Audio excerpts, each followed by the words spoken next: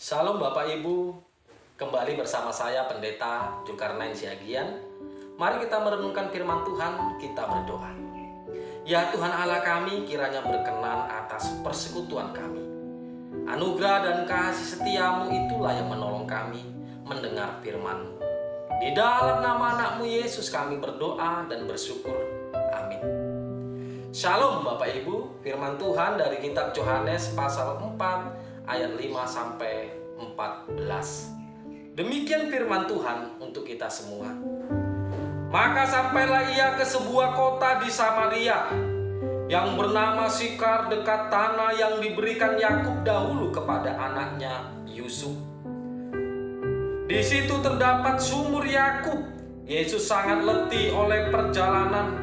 Karena itu ia duduk di pinggir sumur itu. Hari kira-kira pukul 12. Maka datanglah seorang perempuan Samaria hendak menimba air. Kata Yesus kepadanya, "Berilah aku minum." Sebab murid-muridnya telah pergi ke kota membeli makanan. Maka kata perempuan Samaria itu kepadanya, "Masakan engkau seorang Yahudi minta minum kepada aku seorang Samaria?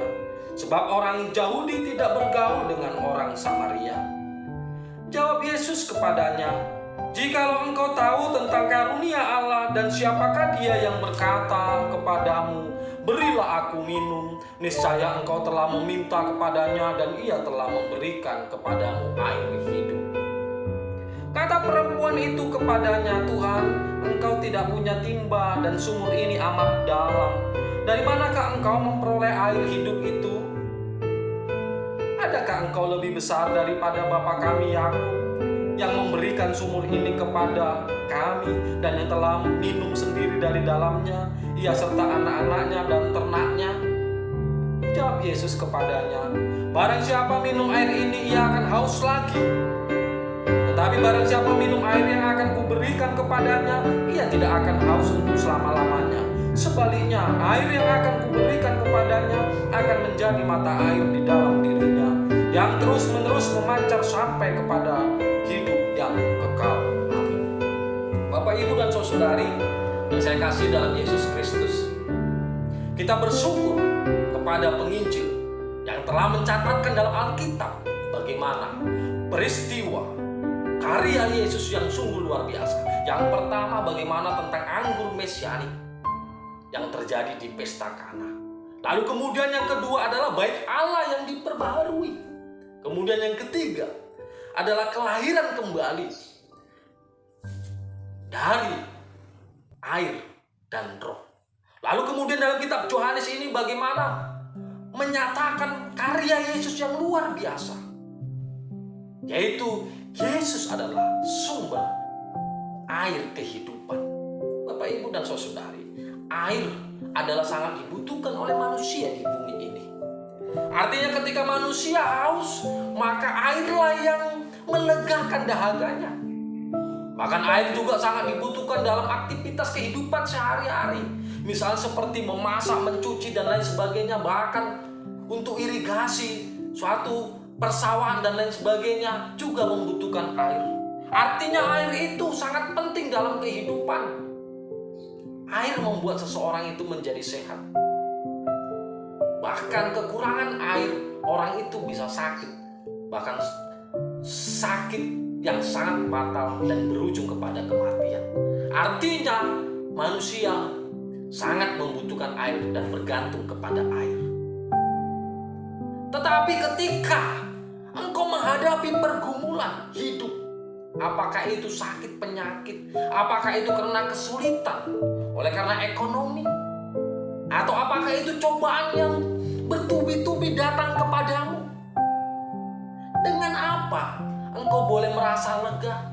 Dengan apa engkau boleh merasa yakin bahwa engkau akan ditolong, sehingga ada jaminan dalam hidupmu, sehingga engkau menjadi kuat?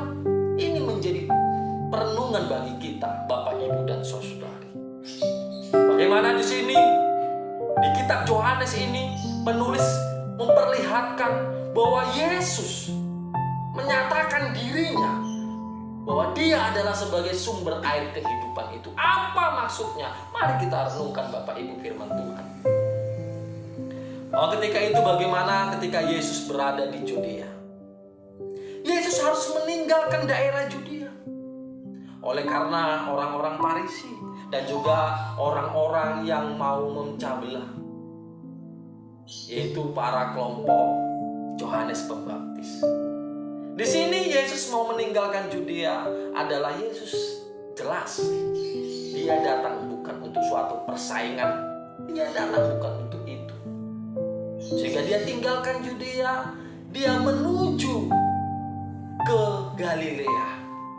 Nah, dalam perjalanan bersama murid-murid menuju ke Galilea, ketika itu Yesus yaitu melalui jalan kota Samaria.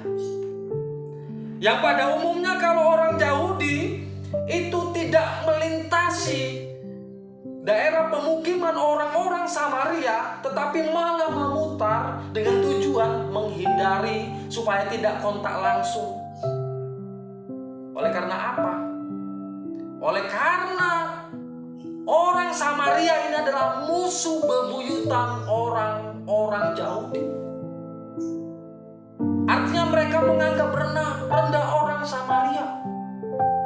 Bahkan yang lebih luar biasanya lagi, ketika kontak langsung orang Yahudi menganggap sangat najis kontak langsung dengan orang Samaria. Itulah ngerinya permusuhan mereka, tembok kebencian yang terjadi.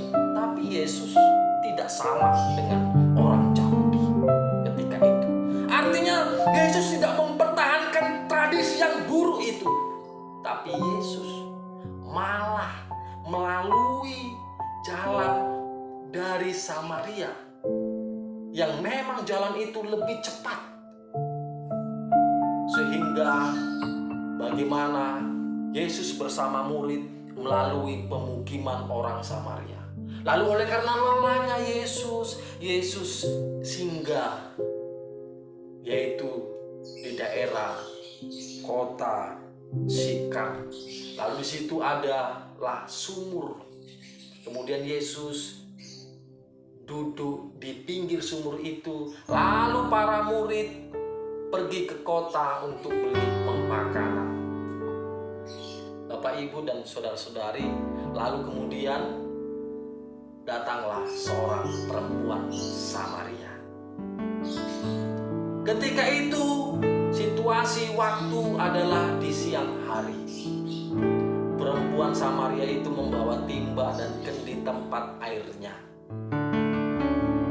untuk mengambil air dari sumur Yakub, yaitu sumur peninggalan Yakub yang diberikan kepada Yusuf anaknya. Nah, Bapak, Ibu, dan saudara-saudari,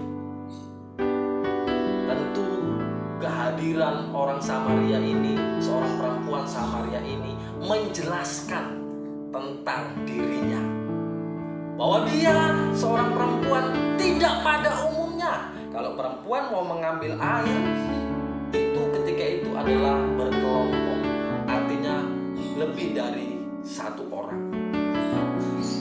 Dan itu pun mereka kerjakan di sore hari, bukan di siang hari. Ini memperlihatkan bahwa perempuan Samaria itu tersisihkan dari masyarakat, tersisihkan dari sosial masyarakat, terkucilkan.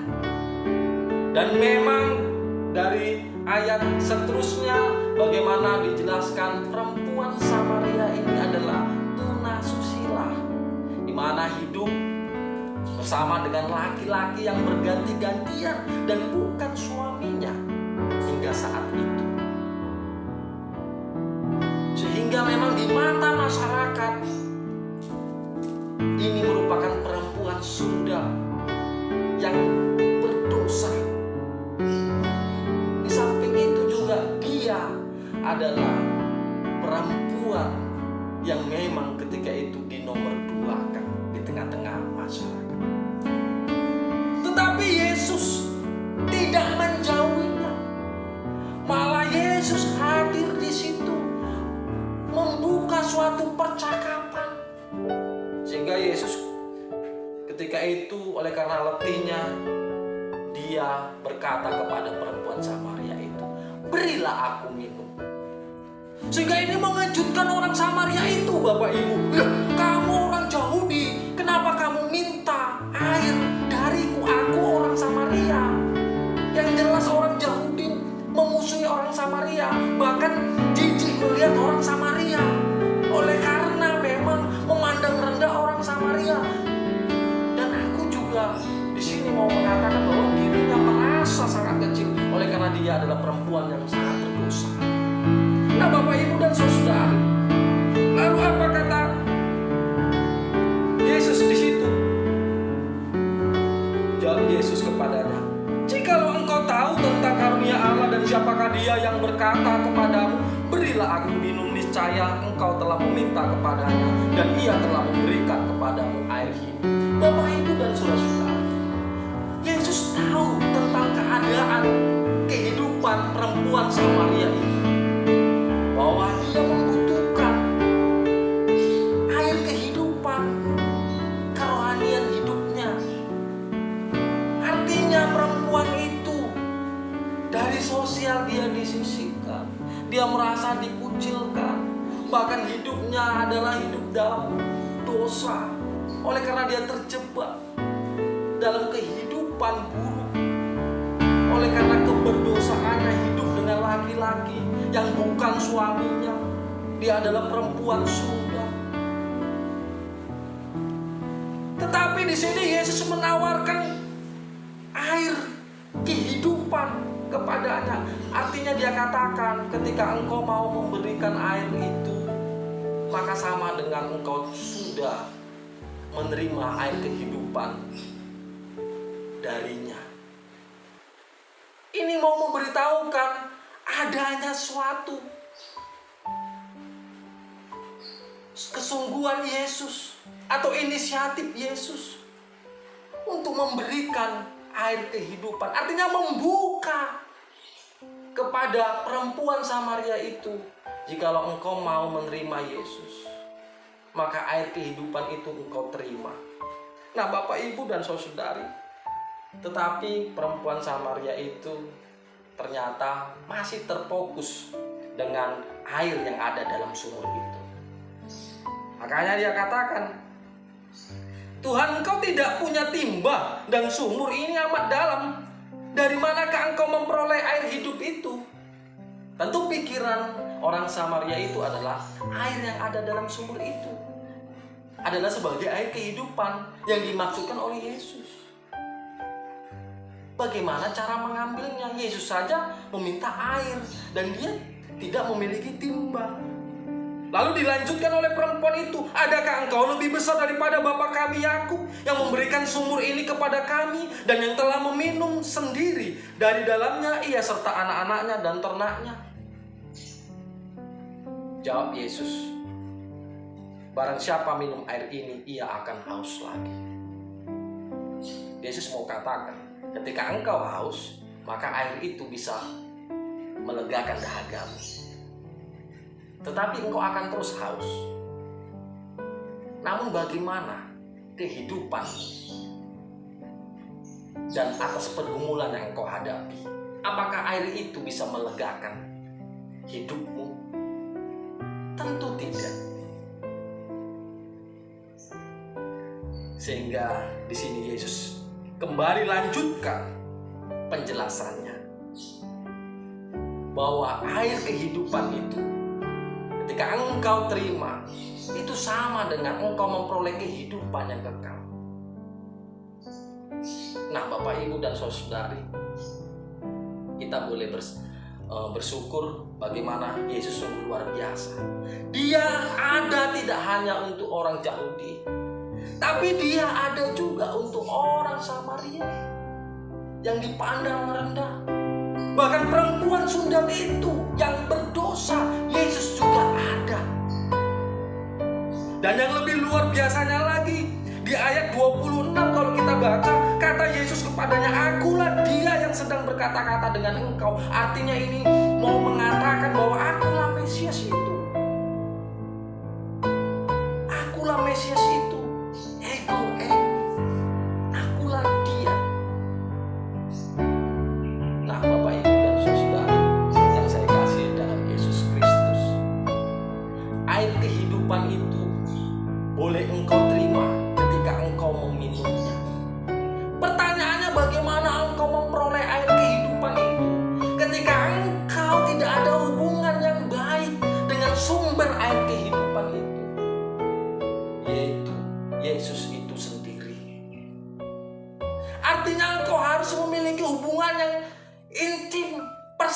hubungan yang intim dengan sumber air kehidupan, yaitu Yesus Kristus. Bapak, Ibu, dan saudari yang saya kasih dalam Yesus Kristus, bahwa air kehidupan itu bisa kita miliki ketika kita meminumnya. Yaitu dalam bahasa Yunaninya, meminum adalah bineto dengan akar kata pino, yaitu bentuk imperatif.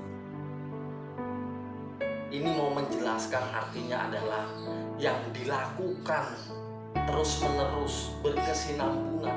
Artinya minum tidak hanya sekali, tapi terus-menerus, berulang-ulang. Mau mempertegas kepada kita, Bapak Ibu, bahwa meminum air kehidupan, menerima air kehidupan, itu artinya penting sekali hubungan intensif, hubungan intim, hubungan yang memang sangat dekat dengan Yesus. Oleh karena Yesuslah sumber air kehidupan itu. Bagaimana engkau memperoleh sumber air kehidupan kalau engkau menjauh? Kalau engkau melupakan Yesus, tentu tidak mendapatkan air kehidupan itu. Bapak, Ibu, dan saudara-saudari, air kehidupan sangat penting. Supaya apa? Supaya engkau tidak menjadi frustasi ketika engkau menghadapi pergumulan di tengah-tengah kehidupanmu. Supaya keluargamu tidak menjadi hancur oleh karena banyaknya persoalan yang datang di tengah-tengah keluargamu. Apakah itu karena ekonomi dan lain sebagainya.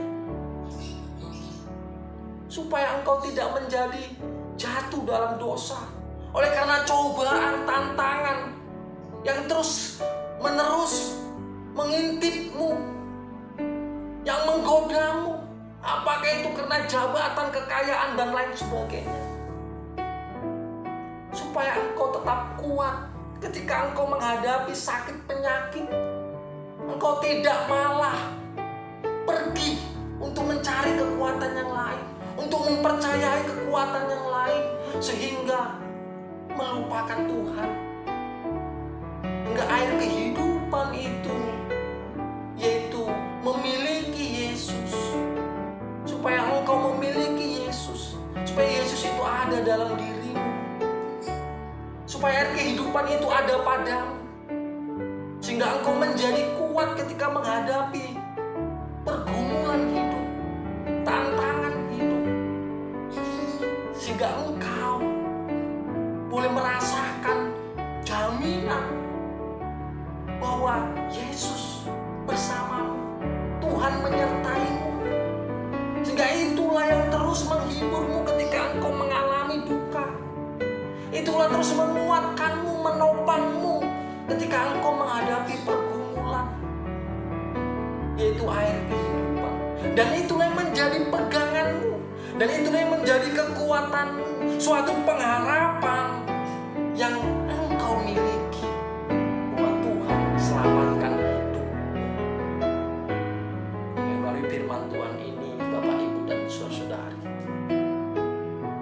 siapapun kita, atas keberadaan kita saat ini, mari datanglah kepada Tuhan. Terimalah Yesus. Oleh karena Dialah air kehidupan, dan Dialah yang memberikanmu hidup hingga kehidupan kekal. Bukan kehidupan yang sementara, tapi kehidupan kekal. Sehingga hidupmu tidak hanya memikirkan bagaimana sebatas di dunia, tapi engkau boleh merasakan, boleh meyakini bahwa hidupmu adalah kekal di dalam Tuhan, yaitu air kehidupan yang memberikan engkau hidup. Sehingga itu jugalah yang menguatkanmu, meyakinkanmu menjalani kehidupan bersama keluarga, oleh karena keyakinan bahwa Yesus beserta kita. Kiranya firman Tuhan hari ini boleh terus meyakinkan kita Amang Inang dan saudara-saudari, Bapak Ibu dan saudara-saudari, supaya kita tetap yakin bahwa Yesuslah sumber air kehidupan. Milikilah dan jangan biarkan kita menjauh dari sumber itu, supaya dahaga kerohanian kita boleh terpuaskan. Itulah pentingnya selalu membaca firman, mendengarkan firman, sehingga hidup kita selalu diingatkan oleh kebenaran firman Tuhan. Amin. Kita berdoa.